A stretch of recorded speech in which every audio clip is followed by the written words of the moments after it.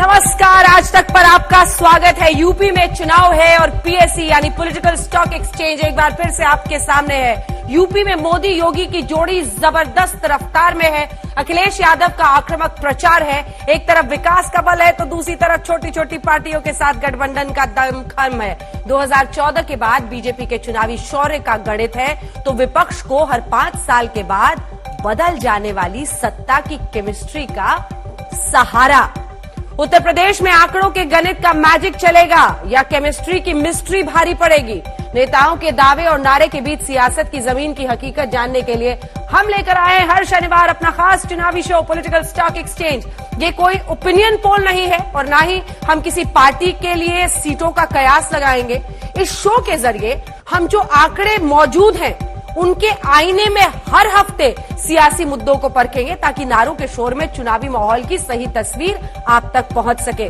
BJP बार बार विधानसभा चुनाव में 300 seat का प्रदर्शन दोहराने का दावा कर रही है तो अखिलेश यादव 400 सीट की ताल ठोक रहे हैं। पॉलिटिकल स्टॉक एक्सचेंज के पहले एपिसोड में देखिए किसके दावे में है कितना दम। सबसे पहले खास मेहमानों का परिचय आपसे करा दें। सुधांशु त्रिवेदी जी राष्ट्रीय प्रवक्ता भारतीय जनता पार्टी के हमारे साथ जुड़ गए हैं। संजय कुमार जी सीएसडीएस की तरफ से हमारे साथ और इन आंकड़ों में इनका भी बहुत सहयोग है।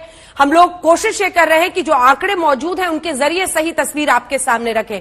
अनुराग भदौरिया जी राष्ट्रीय प्रवक्ता समाजवादी पार्टी के, सुप्रिया श्रीनेत जी हमारे साथ कांग्रेस पार्टी की प्रवक्ता जुड़ रही हैं और जो लोग जानते हैं इससे पहले वो भी न्यूज में थी तो बड़े दिनों के बाद मुझे लगता है स्टूडियो पहुंची है। चलिए चर्चा की हम शुरुआत करेंगे। इससे पहले जरा जो दमखम हर नेता अपना दिखा रहा है और दावे कर रहा है वो सुना देते हैं। 300 प्लस समझाएंगे। 300 प्लस बिल्कुल एक तरफा। और चुनाव जैसे जैसे गर्म होगा वैसे वैसे हमारी सरकार बनने का आसार तो है ही, लेकिन 300 प्लस के नंबर के साथ जाएंगे। आने वाले समय में हो सकता है जनता समाजवादियों को 400 सीटें भी जितवा दे। अभी तक तो हम 350 बोलते थे, लेकिन जिस तरह की नाराजगी जनता के बीच में है हो सकता है 400 सीटें जीत जाए। उत्तर प्रदेश सरकार अपनी इन उपलब्धियों को लेकर के जनता के बीच में जाएगी। मैं आपको बताता हूं 300 से ज्यादा सीटें भारतीय जनता पार्टी उत्तर प्रदेश के अंदर जीतेगी, इसमें कोई संदेह नहीं होना चाहिए। देखिए, जिनको राजनीति करनी है वो राजनीति करें। हम संदेश लाए हैं कि बदलाव होना चाहिए, कि लोगों को अपनी जरूरतों के लिए और अपनी समस्याओं के लिए खुद खड़ा होना है, खुद लड़ना है। ये मेरा संदेश है। तो पॉलिटिकल स्टॉक एक्सचेंज में आपने देखा कोई 300 का दावा कर रहा है, कोई 400 का दावा। दावे तो खैर दावे हैं, लेकिन क्या है हकीकत ये दिखाने के लिए हम आपको आज ये बताने वाले हैं कि आखिर पिछले 4 से 5 चुनाव में किसकी क्या स्थिति रही। हम आपको ये भी दिखाएंगे कि कैसे उत्तर प्रदेश में किसी की सत्ता में वापसी हुई ही नहीं है। तो सबसे पहले हम आपको दिखा रहे हैं यूपी का चुनावी हिसाब किताब। साल 2002 से शुरुआत करते हुए भारतीय जनता पार्टी कुल 403 सीटों पर लड़ी थी और सीटें उसके हिस्से में आई 88। जी हां, 88 सीटें सिर्फ उसकी हिस्से में आई और 20% के आसपास संजय जी उनका वोट परसेंटेज रहा था। लेकिन उस समय 143 सीटें 403 लड़ी थी। 143 सीटों पर कब्जा रहा समाजवादी पार्टी का और 25.37% वोट उनके हिस्से में आए। अगला जल्दी जल्दी दिखाइए। बीएसपी ने उस वक्त 98 सीटें। तो आप समझ सकते हैं कि समाजवादी पार्टी की परफॉर्मेंस वहां पर सबसे ऊपर रही और उन्होंने 23.06% बीएसपी ने वोट लिए थे। और कांग्रेस 25 सीटों पर जीत उन्हें मिली 403 में से और 8.96% सबसे नीचे उस पायदान पर कांग्रेस पार्टी उत्तर प्रदेश में रही। अब ये साल 2002 से हमने शुरुआत की है। अब आपको सीधे उसके बाद लेकर आते हैं साल 2007 पर और दिखाते हैं कि साल 2007 में क्या हिसाब किताब रहा था सीटों का। तो सबसे पहले यहां पर जब आप यूपी में चुनावी हिसाब किताब देखते हैं तो 403 में से 51 सीटें बीजेपी को आई थी। उनकी परफॉर्मेंस पिछली बार से गिरी थी, 16.97 पर आ गए। वो 20 से ऊपर उनका पहले वोट परसेंटेज था। और फिर दिखाइए समाजवादी पार्टी को कितनी सीटें आई थी। साइकिल वाले को 97 सीटें, इनकी भी परफॉर्मेंस गिरी 25.43। और उसके बाद बीएसपी का वोट परसेंटेज दिखाइए, वो पहुंच गए 30.43 पर और 206 सीटें उस वक्त बीएसपी की जबरदस्त जीत हुई थी। ये 2007 की बात है, लेकिन 2007 में ही 22 सीटों पर एक बार फिर से सबसे नीचे इस जो बड़ी पार्टियों की लिस्ट में 8.6% के साथ 403 सीटों में से कांग्रेस लगभग उतना ही वोट परसेंटेज अपना मेंटेन रख रहे हैं। लगभग 8-9% वोट उनका मेंटेन। हाँ, 8-9% वोट मेंटेन रहा। अब अगला हम आते हैं 2012 पे, हम आ चुके हैं बहुत करीब। फिर 2017 हम आपको दिखाएंगे। 2012 में 47 सीटें बीजेपी की आई थी, फिर परफॉर्मेंस गिरी 15% से वोट शेयर रहा। समाजवादी पार्टी दिखाइए, उन्होंने 224 बड़ी ऐतिहासिक जीत थी, 224 सीटें और 29.13%। बीएसपी का दिखाइए जल्दी से आंकड़ा, बीएसपी की परफॉर्मेंस गिरी और वो 80 पर इस बार। मतलब हमेशा आप देखिएगा इसको, जो हम आपको दिखाना चाह रहे हैं कैसे सीट एक तरह से पलटता रहा है और वो 80 के जो पिछली बार समाजवादी का था वो इस बार बीएसपी का हो गया और 25.91% वोट उनको मिले। अब जल्दी से असल बात जो बताना इन आंकड़ों से कि अगर आप पिछले 20-25 साल में देखें तो यूपी में कोई भी पार्टी दोबारा चुनाव जीतकर नहीं आई। असल आंकड़े यही हैं। और इसमें आप देखिए कि सीट कांग्रेस पार्टी का थोड़ा सा मार्जिनली बढ़ा, 22 से वो 28 पर पहुंचे और 11.65% उनको मिला था। जल्दी से अब 2017 पर आइए, जिससे हम अंदाजा लगा लेंगे पिछली बार से इस बार बीजेपी कहां जा रही है, क्या सत्ता वापसी हो जाएगी। आज का थीम ही हमने यही रखा है, क्योंकि उत्तर प्रदेश में कोई भी पार्टी दोबारा जीत कर नहीं आई है। हम आपको एक एक मुख्यमंत्री का नाम बताएंगे कैसे सब बदले हैं। 403 ये सबसे बड़ी ऐतिहासिक जीत हुई सुधांशु जी की पार्टी की 312 सीटों के साथ और 40% के आसपास इनका वोट परसेंटेज पिछली बार 2017 में रहा था। योगी आदित्यनाथ का चेहरा नहीं था, मोदी के नाम पर, पीएम के नाम पर इलेक्शन वहां पर ये गए थे। 403 में से 47 पर सिमट गए थे। भदौरिया साहब की पार्टी 21.81% इनका वोट रहा था। बीएसपी जल्दी से दिखाइए, बीएसपी 403, 19 सीटें, सिर्फ 19 सीटें। आप कल्पना कीजिए बीएसपी कहां पर पहुंच गई थी। और इसी के साथ कांग्रेस पार्टी जबरदस्त लुढ़की और वो 7 सीटों पर सिमट कर रह गई, 6.25। मतलब पिछले 4 चुनावों में से उनके लिए सबसे जो परफॉर्मेंस है उसमें गिरावट देखी गई थी। तो ये हमने आपको हिसाब किताब 2017 तक का दिखा दिया। संदेश साफ है, कोई भी पार्टी दोबारा सत्ता में नहीं आ पाई है उत्तर प्रदेश में। अब हम आपको जल्दी से दिखा देते हैं उन मुख्यमंत्रियों के नाम। 1989 से करिए शुरुआत और बताइए हमारे दर्शकों को कि कैसे सत्ता वापसी सबसे बड़ा सपना उत्तर प्रदेश की जमीन में है। 1989 में पार्टी तब जनता दल मुलायम सिंह यादव की थी और वो सीएम बने। फिर 91 में बीजेपी के सीएम कल्याण सिंह साहब रहे। तो ये 2 साल का जो फासला था और उसके बाद से बीजेपी के कल्याण सिंह साहब वहां पर सीएम बन गए। फिर बाजी पलटी 1993 में, देखिए समाजवादी पार्टी बनाकर और इधर मुलायम सिंह चुनाव में उतर गए। उधर 1997 में 97 में मायावती सीएम बनी। कोई सपना पूरा कर ही नहीं पाया। हाँ, एक गैप के बाद जरूर वापसी हुई, एक टर्म के बाद जरूर वापसी हो पाई, लेकिन लगातार सत्ता पर कोई काबिज नहीं हो पाया। 2002 में सीएम मुलायम सिंह बने और फिर बीएसपी की 2007 में, मतलब एसपी बीएसपी यही चल रहा था उस वक्त तक।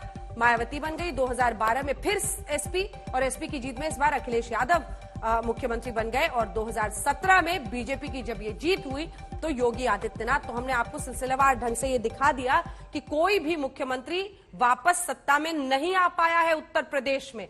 लेकिन क्या इस बार ये रवायत बदलने की उम्मीद है? लेकिन इससे पहले कि हम आगे बढ़ें, जल्दी से एक कमेंट इस पर ले लेते हैं, क्योंकि इसके बाद जो हम आंकड़े आपको दिखाएंगे वो बहुत दिलचस्प हैं।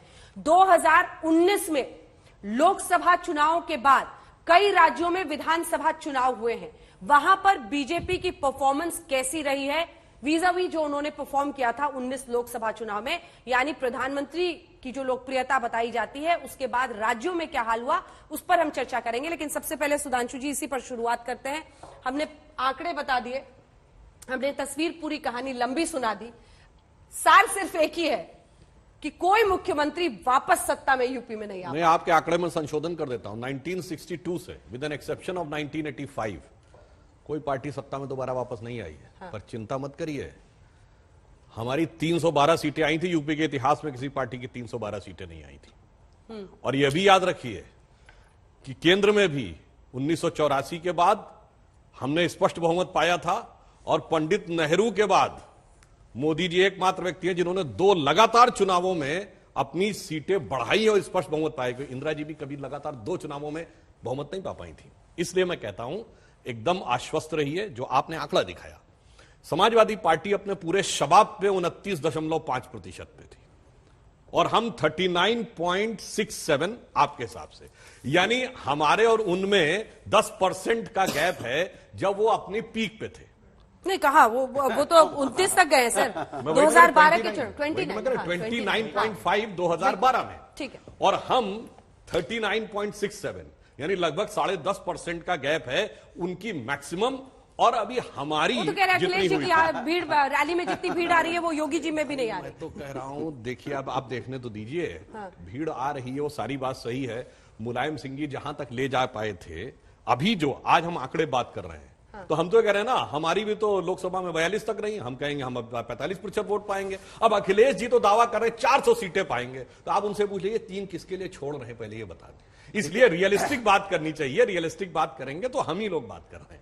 3 किसके लिए छोड़ रहे हैं? देखिए, भारतीय जनता पार्टी के और देश के गृह मंत्री जाके कहते हैं कि 300 से ऊपर हमारी सीटें आएंगी, तो लेकिन वो भूल जाते हैं 3 के आगे 2 जीरो लगाते हैं, 3 के चूंकि 3 के पीछे 2 जीरो लगाते हैं। आपको तो आगे जाने की आदत है, इसलिए आप 3 के आगे 2 जीरो लगा दीजिए तो आपकी 3 सीटें आ रही हैं, इसमें कोई दो राय नहीं है। जहां तक भीड़ का मामला है, आपको 3 तो, आपके लिए छोड़ा है। सुनिए, जहां तक भीड़ का मामला है, आपके तो मुख्यमंत्री जाते हैं, हेलीकॉप्टर कई बार दौड़ाते हैं, हेलीकॉप्टर देखने के लिए 1000-2000 लोग आ जाते हैं, वरना भीड़ कहां है आपका? जनता ने तो आपका साथ छोड़ दिया, जनता आपका साथ छोड़ चुकी है। क्योंकि आपके ही आंकड़ों को अगर मान लिया जाए तो 2012 में समाजवादी 47 पे थी, 2012 में आप 47 पे थे, और 2017 में हम 47 पे थे, सरकार में आप थे। अब हम 400 पार कर रहे हैं, आप उस 3 पे आ जाएंगे। चूंकि आपने अभी भी देखो, अभी भी पीछे चले गए 1962 में, आप पता नहीं क्यों आगे देश को क्यों नहीं ले जाना चाहते। आप कभी आगे की बात करेंगे कि नहीं करेंगे? हमेशा 1970, 1960, 1950। अरे भाई, 2014 के बाद तो आप कहते हो कि हिंदुस्तान का उदय हुआ है आपके हिसाब से, तो आप उसके आगे की बात करो ना कि आप कहां ले जाना चाहते हो। आपने जो दिया है हिंदुस्तान को, क्या दिया है आपने? बेरोजगारी और भुखमरी और महंगाई, जिस पे आप बात नहीं करना चाहते। आप जिस चुनाव में जाओगे तो कभी व्यक्तिगत हमले शुरू कर दोगे, कभी लाल टोपी बताओगे और भूल जाओगे कि क्रांति का प्रतीक है। भाई, लाल रंग तो क्रांति का प्रतीक है, और हनुमान जी तो पूरा लाल अपने रंग पे सिंदूर लगा के चलते थे, और हमने बोला था लाल दे लाली रसे, उस दिन आप बड़ा हल्ला मचा रहे थे। और ये भी कहा, अरुधर लाल लंगूर, वज्र दे दानव दलन, जय जय जय कपिसूर। तो आप बजरंगबली का भी अपमान करने लग जाते हो, अपने सत्ता पाने की लालच में आप ये भूल जाते हो कि एक छोटा सा जवाब फिर मैं सुप्रिया जी के पास है। नहीं, टोपी को सियासी हथियार बना रहे हैं। नहीं, पहले तो इनको बात टोपी तो आरएसएस की भी है, जेपी की भी थी, महात्मा गांधी की भी थी। नहीं, अंजना जी एक बात टोक दें, जिनको टोपी पहनाने की आदत है वो हमेशा टोपी की तो बात करेंगे और दूसरी बात तो कर ही नहीं सकते। टोपी पहना रहे हैं आप देश को। टोपी किसने पहनाई है पूरे देश को पता है। समाजवादी पार्टी ऐसी टोपी पहनाती है कि इन्हीं के एक कवि हुए हैं अदम गोंडवी, खुद समाजवादी थे, और उसके बाद वो इतना आजिज आ गए समाजवादियों की हरकतों से कि उन्होंने लिख दिया था कि काजू भुना है प्लेट में, विस्की गिलास में, उतरा है रामराज यूं विधायक निवास में, और पक्के समाजवादी है तस्कर हो या डकैत। उनका लाइन है, ये चढ़गुंडन की छाती पे नहीं था, पक्के समाजवादी है तस्कर हो या डकैत। कितना असर है खादी के उजले लिबास में। अब मैं आपका तथ्यात्मक उत्तर देता हूं। देखिए, जब इनकी सरकार आई तो उस समय उत्तर प्रदेश में बेरोजगारी की दर थी 17%, आज है 4%।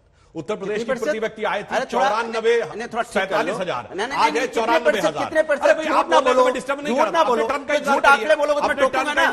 9%। आपने टर्न का इंतजार करिए, झूठ ना बोलो। अच्छा, उस दिन आप भूल गए थे, इस समय विकास दर देश की कितनी है? 6.9। आप बोल दो 7.5, क्योंकि आप तो बोल दोगे, मैं बोल रहा हूँ 6.9। 8.4 है जनाब, कहां भूल गए? अच्छा, ये बताइए रेट ऑफ इन्फ्लेशन कितना है, महंगाई दर कितनी है? महंगाई बताया आपको? हाँ, आपके आप यूपी नहीं, महंगाई की दर कितनी है बता रहा हूं ना, कहां की? ये पॉलिटिकल स्टॉक एक्सचेंज हो रहा है, आंकड़ा बताइए, आंकड़ा। सुन तो लो, आलू टमाटर मत बोलिएगा। खुदरा महंगाई की दर 6.3, और अगर आप जाएंगे तो थोक की महंगाई की दर तो 10.2। आप बताओ भैया, 4.8 है। अरे छोड़िए, कहां चक्कर में और कोई भी जाकर चेक कर सकता कह दो ना 1%। मगर अब मैं एक बात टोपी पर जवाब दे दूं। जल्दी से टोपी पर जवाब दे। इन्होंने कहा कि लाल रंग क्रांति का प्रतीक है। अरे ये विदेश की उधार ली हुई मानसिकता में क्रांति का प्रतीक है, जहां लेफ्टिस्ट होते थे। हमारे यहाँ क्रांति का प्रतीक भगवान होते थे, हमारे यहाँ क्रांति का प्रतीक भगवान, इसीलिए भगत सिंह वो गाना गाते थे। समाजवादी हनुमान रूपी लाल टोपी पहन के समाज के अन्याय के खिलाफ लड़ रहे हैं। जो बीजेपी समाज में अन्याय कर रही है, किसानों को रौंद दे रही है और महिलाओं पर अत्याचार कर रही है, और खून और हमने टर्न पे बोलिए, तरीका ठीक नहीं है। आप लगातार बोल रहे हैं, तरीका ठीक नहीं है। आपके अखिलेश जी ने कहा लाल रंग क्रांति का प्रतीक है, लाल रंग कम्युनिस्टों में क्रांति का प्रतीक है, हमारे यहां भगवा क्रांति का प्रतीक है। इसीलिए भगत सिंह ने कहा था मोरा रंग दे बसंती चोला, और ये वही भगवा रंग था जिसके लिए उन्होंने कहा था जिस चोले को पहन शिवाजी खेले अपनी आन पे, जिसे पहन झांसी की रानी मिट गई अपनी आन पे, वो भगवा रंग था जो महाराणा प्रताप के झंडे पर था, जो गुरु गोविंद सिंह के झंडे पर था। बहुत अदावत है। अच्छा, और सुनिए, हनुमान जी की बात करते हैं तो हनुमान जी का एक ही वाक्य था, राम काज कीने बिना मोहि कहां विश्राम। बोलिए राम काज के साथ नहीं। आप सुन लीजिए, आपने छेड़ दिया तो सुन लो, आप मेरे साथ बोलिए। जटाटवी गलत गला मिलम लंबता भुजंग देश में चुनाव होता है, हो गया। आप ऐसे जाओगे तो देश में चुनाव है सर, धार्मिक अनुष्ठान करने थोड़ी बैठे हैं, देश में चुनाव है। आप लोग एक सेकंड असल मुद्दों को टोपी मत पहनाइए। भी सुनाई तो रावण वाली सुनाई। अरे नमामि शमीशानि रूपम निगम व्यापकम वेद स्वरूपम निजम निर्गुणम निर्विकल्पम निर्यम चिदाकाश महाकाश वासम भजेयम निराकार ओंकार मूलम तुर्यम ज्ञान ज्ञान गोती निशम गिरिशम करालाम महापाल कालम कृपालम गुणगार संसार पारम लतो। हमारे दर्शक समझ गए हैं कि आप लोग असल मुद्दों को मिल के टोपी पहना रहे हैं, बस यही हो रहा है। सुप्रिया श्रीनेत, आपका बैंड बहुत दिलचस्प है, लेकिन सवाल है कि जमीन बहुत, आपने ये जो आपका लोगो है उसको आपने पहना है, लेकिन लड़ाई बहुत लंबी है और जहां पर आप लोग सिमटे हुए हैं वहां पर कुछ आगे दिख नहीं रहा है। किस बना पर आपको लगता है कि आप महिलाओं को 40% टिकट देंगे तो आपकी पार्टी कमाल कर देगी? मैं दो बातें बोलूंगी, मेरा गला थोड़ा खराब है और मैं आशा करती हूं कि मैं किसी के बीच में नहीं बोल रही हूं, मेरे बीच में कोई नहीं बोलेगा, क्योंकि अदम गोंडवी की बात हुई। अदम गोंडवी की दो लाइनें मैं भी बोलना चाहती हूँ। तुम्हारी फाइलों में गांव का मौसम गुलाबी है, मगर ये आंकड़े झूठे, ये दावे किताबी है। सच बात तो यह है कि उत्तर प्रदेश में इस तरह विज्ञापन जिस तरह से दिखाए जाते हैं, पूरा शहर, आप लखनऊ चले जाइए, कोई चौराहा नहीं है, कोई चौबारा नहीं है जो होर्डिंग से झूठे दावों से पटा नहीं हुआ है। चाहे वो कोरोना काल की बातें हो, चाहे वो महिला सुरक्षा की बात हो, चाहे वो बेरोजगारों की बात हो, चाहे वो किसानों की बात हो। और सच तो ये है कि जितना शोषण हर वर्ग का उत्तर प्रदेश में आज योगी सरकार में हुआ है, शायद इससे पहले कभी ना हुआ हो। आपने क्योंकि महिलाओं की बात करी, आपने 40% महिलाओं के हमारे इस वादे की बात करी। मुझे ऐसा लगता है कि कुछ चीजें, और क्योंकि यहां पर रंगों की बात हो रही थी, मैं जरूर ये कहूंगी कि राजनीति को रंगों में मत बांटिए। रंग की अपनी रौनक होती है, रंग का अपना तेज होता है। खैर, महिलाओं के 40% की आपने बात करी। मुझे ऐसा लगता है कि कुछ मुद्दे अंजना जी ऐसे हैं जो शायद राजनीति से, शायद चुनावों से, शायद आंकड़ों से ज्यादा है, और मुझे दुख होता है ये कहते हुए, और ये पहले हो जाना चाहिए था। इसमें मैं कांग्रेस को भी दोषी मानती हूं। आज सदन में और आज विधानसभा में महिलाओं की उपस्थिति मिलाकर 15% से हिंदुस्तान में कम है। कभी तो ऐसा वक्त आएगा जब हम महिलाओं की बात करेंगे। हर क्षेत्र में महिला है। राजनीति में महिला के आने का सबसे बड़ा अवरोध क्या है? 30 लाख पंचायती राज में 10 लाख महिलाएं हैं, लेकिन नेक्स्ट जो आता है विधानसभा, उसमें सिर्फ 334 महिला विधायक है। क्यों है ऐसा? क्योंकि पार्टियां महिला विधायकों को, महिला प्रत्याशियों को टिकट नहीं देती। हम अगर ये संजय जी, हम लोग एक शो कर लेंगे, पूरा 1 घंटे का शो, तमाम डेटा इकट्ठा। मैं जानना चाहती हूँ, क्या भाजपा ये करने की कुवत रखती है? वो फुल मेजोरिटी में है, क्या वो 33% आरक्षण करेंगे? इस बात का मैं जवाब चाहती हूँ। छोटा सा जवाब। और एक महिला मंत्रिमंडल का विस्तार हुआ, दे दिया 40% महिलाओं को। दीजिए ना, छत्तीसगढ़ में दीजिए, प्रतिनिधिमंडल दीजिए, प्रतिनिधि दीजिए, पंजाब में दीजिए, जहां आप हैं सत्ता में। आप हमसे कुव्वत पूछ रहे हैं, जहां कुव्वत है आपकी करके दिखाइए तो। और आपने बहुत अच्छा कहा कि तरह तरह के आपको पोस्टर नजर आ रहे हैं, बहुत गलत नजर आ रहे हैं। मत देखिए पोस्टर की तरफ, लखनऊ कांग्रेस कार्यालय देखिए, जहां राजस्थान से आया हुआ बेरोजगार स्वर्गीय राजीव गांधी जी की मूर्ति के आगे जाके साष्टांग दंडवत कर रहा है कि बहन प्रियंका हमारी बात तो सुन लीजिए। हम उस राजस्थान से आए हैं जहां राहुल गांधी ने कहा था 5000 रुपए बेरोजगारी भत्ता देंगे। 3.25 साल हो चुके हैं, अभी तक मिला नहीं है। इसीलिए आपने जो बात कही, आंशिक दृष्टि से सहमत हूं। कथनी और करनी का जो अंतर है, रिस्पॉन्ड भी कीजिएगा। सत्ता वापसी आज वाले टॉपिक पे छोटा सा जवाब जरूर देना चाहती हूँ। आपने राजस्थान की बात करी, कानपुर के उस वीडियो पे आप क्या कहेंगे जहां पर एक लड़का अपनी बच्ची को गोद में लेके कह रहा है बच्ची को लग जाएगा, लेकिन आपकी निरंकुश पुलिस रुक नहीं रही है। ये ठोको नीति आपने जनता के लिए बनाई है, जिसको आप परिवार बताते हैं। शर्म कीजिए आप लोग। तो ऐसे इंस्पेक्टर हैं क्यों? विवेक तिवारी जवाब नहीं दिया। वो अलवर का वो दलित जिसको पीट पीट के मार दिया गया, क्योंकि पीटने वाले समुदाय विशेष के लोग थे, इसलिए आप लोगों के मुंह में दही जम गया। जल्दी से संजय जी, जो आंकड़े हमने दिखाए हैं, क्या ऐसी सूरत कहीं से आपको बनती हुई दिख रही है कि इतना बड़ा इतिहास परिवर्तन हो सकता है? सत्ता में किसी की वापसी नहीं हुई अभी तक। नहीं, जो आंकड़े दिखाए जा रहे हैं उसके हिसाब से तो बहुत स्पष्ट है कि किसी भी मुख्यमंत्री के लिए दोबारा चुनाव में जीत के आने की संभावना बहुत कम रही है यूपी में। आंकड़े बहुत साफ दिखाई दे रहे हैं, दिखा रहे हैं। लेकिन अब सवाल यह है कि सुधांशु जी ने भी एक बात का जिक्र किया, और वो बात सुधांशु जी क्या आंकड़े बता रहे हैं कि जितनी बड़ी जीत बीजेपी ने 2017 के चुनाव में की थी, इतनी बड़ी जीत भी पहले किसी पार्टी ने नहीं की है। तो प्रश्न चिन्ह भी लगाया जा सकता है। हम प्रश्न चिन्ह लगा रहे हैं कि क्या बीजेपी इतिहास बदल सकती है यूपी का, जो कम से कम पिछले 30 साल 40 साल का इतिहास है, या ऐसा लगता है कि बीजेपी फिर सत्ता में वापस नहीं आ सकती है। जो आगे के आंकड़े हैं शायद उससे कुछ चीजें स्पष्ट होंगी कि कितनी संभावना है कि बीजेपी दोबारा सत्ता में आ सकती है या बीजेपी की सत्ता में आने की संभावना कम है।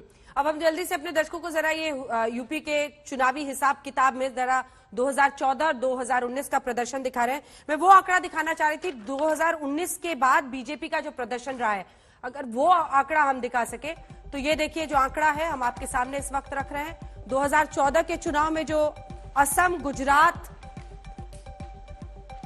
हिमाचल प्रदेश, कर्नाटक, मध्य प्रदेश, इन तमाम जगहों पर सर देखिए जो गिरावट है साइड में सुधांशु जी दिख रहा है।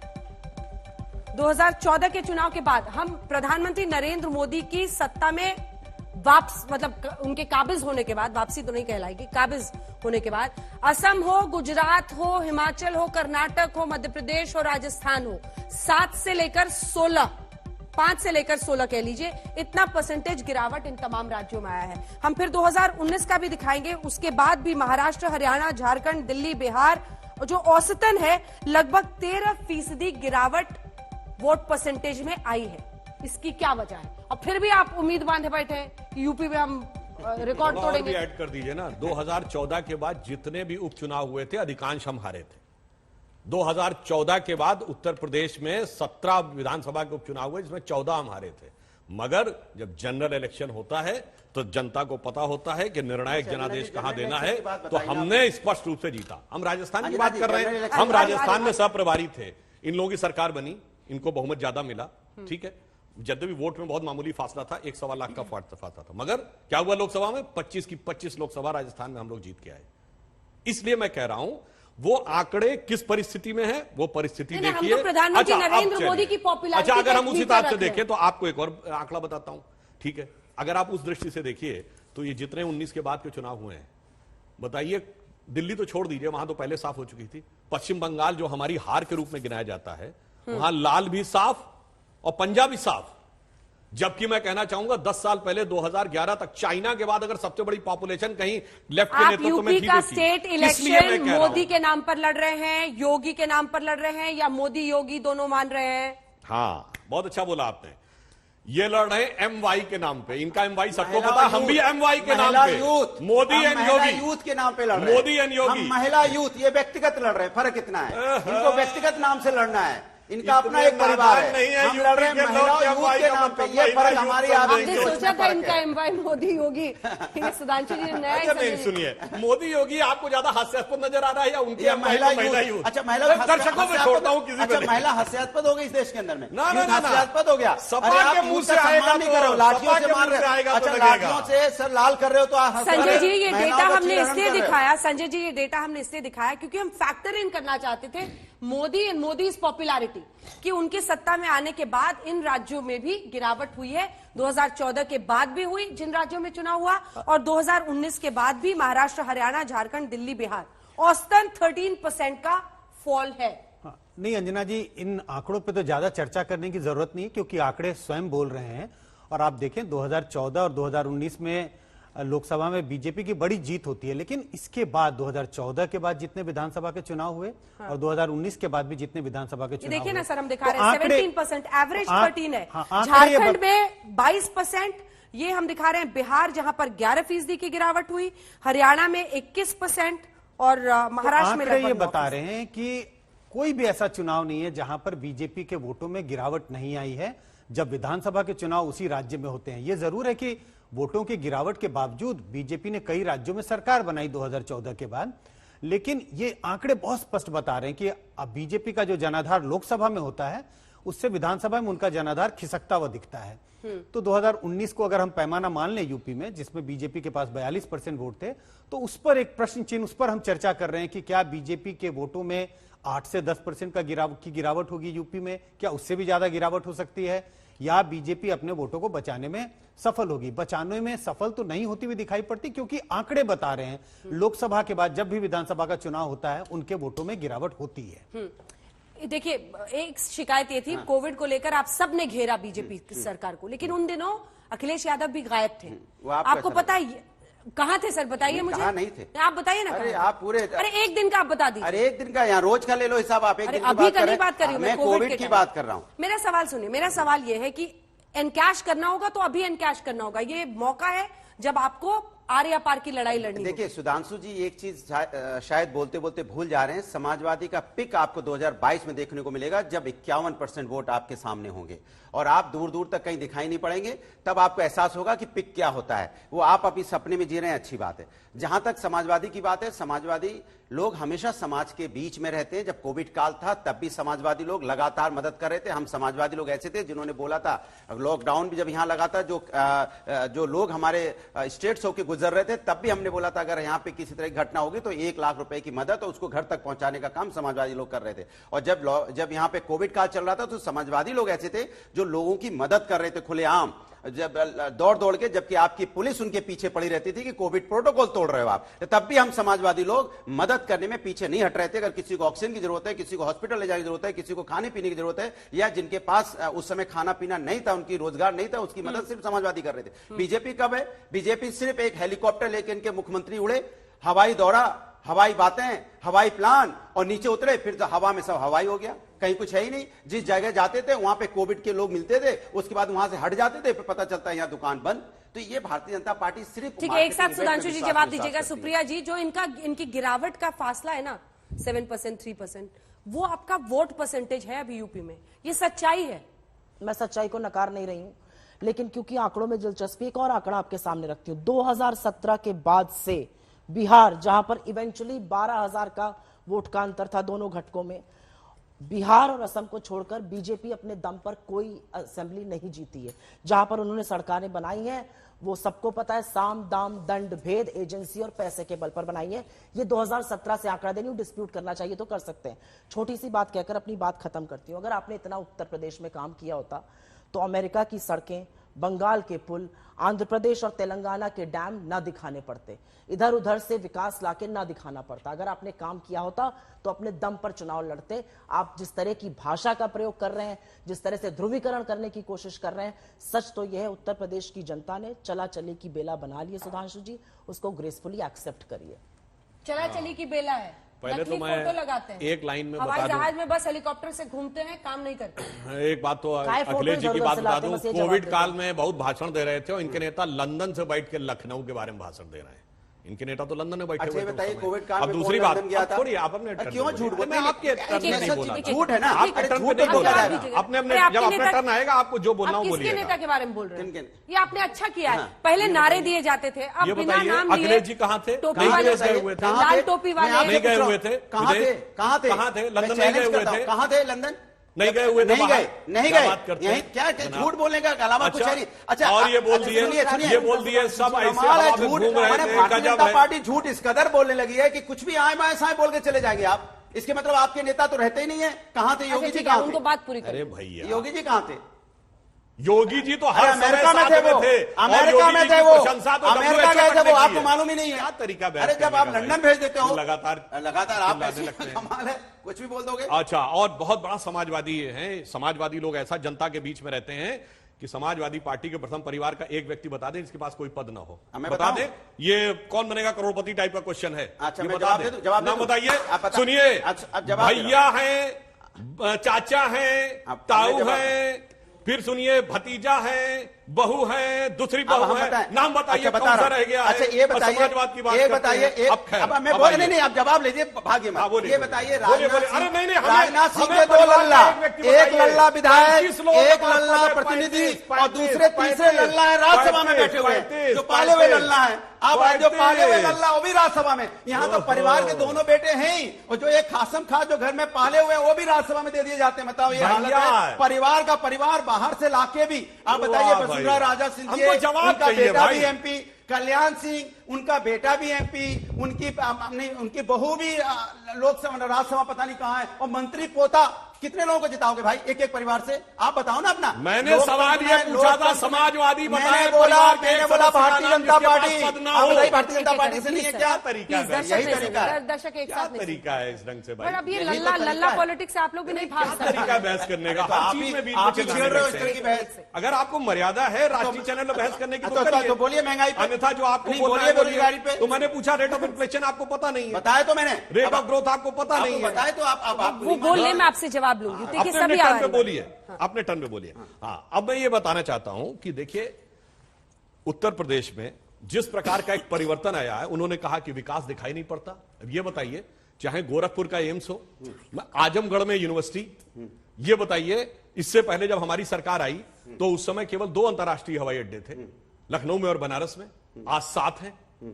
ठीक, अभी जेवर वाले के मैं फंक्शनल की बात नहीं कर रहा हूं। अब ये बताइए उसी पूर्वांचल में, जिसके जमाने में, आपके जमाने में पूर्वांचल की क्या छवि थी कि फिल्मों में ये दिखाया जाता था कि मुंबई में जाके कोई मर्डर कर रहा है और उसके बाद कमिश्नर ये कह रहा साहब लोगों को पकड़ना मुश्किल है, कोई कॉन्ट्रैक्ट किलर आ रहा है और एक लड़का जाके गाड़ी में बैठ रहा और दिखाया जाता आजमगढ़ 500 किलोमीटर।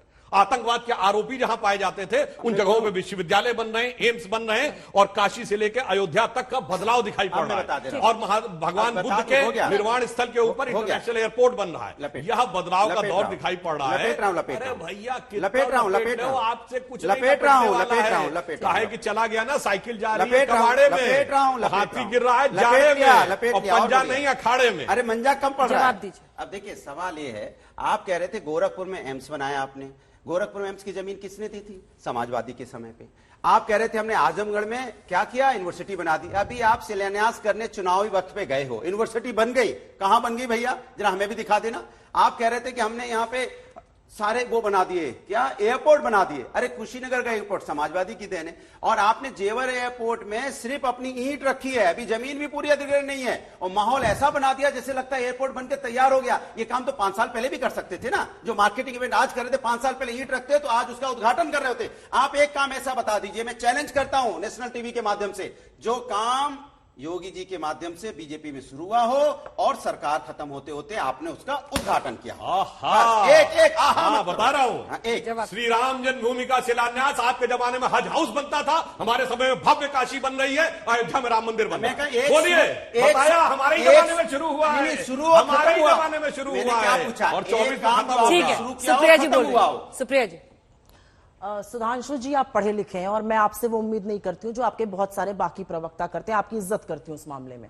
आप बार बार ग्रोथ रेट की बात करते हैं, growth rate year on year compare होता है। 8.4% का ग्रोथ में पिछले के कंपैरिजन में, पिछली बार ये ग्रोथ रेट 7.4% संकुचन हुआ था, गिरा था। 7.4 फीट एक बच्चा गिरता है और 8.4 फीट उठता है, ये आप मुझसे बेहतर जानते हैं कि वो सिर्फ 1 फीट जमीन से ऊपर है। अभी वो जमीन से ऊपर पूरी तरह से नहीं आया है। खैर, इसमें मैं ज्यादा बहस नहीं करूंगी, आप जानते हैं कि आप इनडिफेंसिबल को डिफेंड कर रहे हैं। आप मुझे एक बात बताइए, महाराजगंज से आती हूं मैं, पूर्वांचल की आप बात कर रहे थे। महाराजगंज का अकेला मुख्यालय ऐसा है जो कि नेपाल से अपना बॉर्डर शेयर करता है। हमारे पास रेलवे लाइन नहीं है अपने मुख्यालय पर, और ये प्रपोजल कांग्रेस ने क्लियर कर दिया था, वहां बनने वाली थी, आपकी सरकार बनी और आपने उस प्रपोजल को निरस्त कर दिया। ये कौन सी बात है? आप लोगों को हवाई जहाज, अरे आप गरीबों को रेलवे लाइन तो दीजिए। तीसरी बात, और ये मैं बात बिल्कुल कह के खत्म करती हूं, आप बार बार बात कह रहे हैं विकास की। उत्तर प्रदेश एक ऐसा प्रदेश है जहां पर हाथरस होता है, जहां पर शाहजहांपुर होता है, जहां पर उन्नाव होता है, जहां पर लोग कहते नहीं थकते कि ये रेप कैपिटल बनता जाता है। अपराध होना एक चीज है, राजनीतिक संरक्षण जो आपके द्वारा दिया जाता है वो दूसरी चीज है। ये गलत है और इसको किसी भी व्यक्ति को खड़े होकर गलत कहना चाहिए। आप बार बार जेवर की बात करते हैं, चाइना का एयरपोर्ट दिखाना तो बंद करिए जेवर के नाम पर। आप लोगों ने क्या फजीहत करी थी कि चाइना के लोग इस बात को बार बार बोल रहे फोटो थे। डाल दिया सर, मतलब मजाक ही कर दिया आपने। आप शर्मिंदा कराते हैं। चाइना से कॉन्ट्रैक्ट तो नहीं रखते हैं ना कम्युनिस्ट अरे तो उसका एयरपोर्ट तो मत दिखाइए। चलिए ठीक अब मैं है, जो आपको- क्षेत्रवार तरीके अलग अलग हिस्से हैं उनके भी आंकड़े हम अपने दर्शकों को जरा दिखा दें। सबसे पहले हम आपको दिखा रहे हैं यूपी के चुनावी हिसाब किताब में बुंदेलखंड। बीजेपी ये साल 2012 का है, जल्दी जल्दी दिखाइएगा क्योंकि लंबा आंकड़ा हो जाएगा। यहां पर 19 सीटों पर लड़ी थी, 5 सीटें बुंदेलखंड में समाजवादी पार्टी के पास आई थी, 25% इनका यहां पर वोट शेयर था। तेजी से बीएसपी दिखाइए जल्दी जल्दी। ये हम आपको एक बार कंपैरिजन जब दिखा देते हैं तो बुंदेलखंड में देखिए 3, 5, 7 और 4 यहां पर 2012 में बीएसपी ने बेस्ट किया था। अगला लाइन, –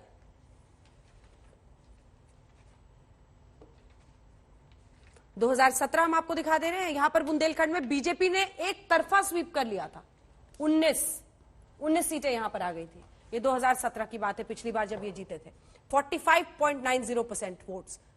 चलिए अगला इलाका हम दिखाते हैं अपने दर्शकों को जल्दी से।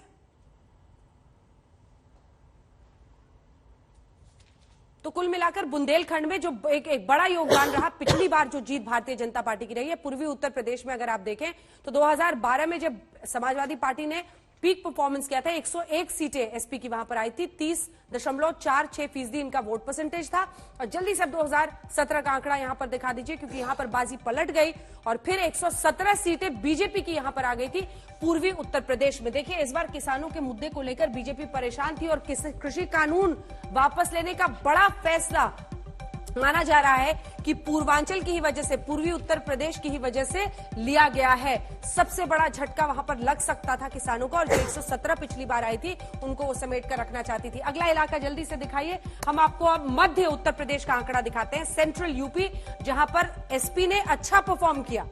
2012 में 60% और 33% वोट था। जल्दी से 2017 का फ्लिप कीजिए, बाकी सब 7, 9, 3 आसपास थे।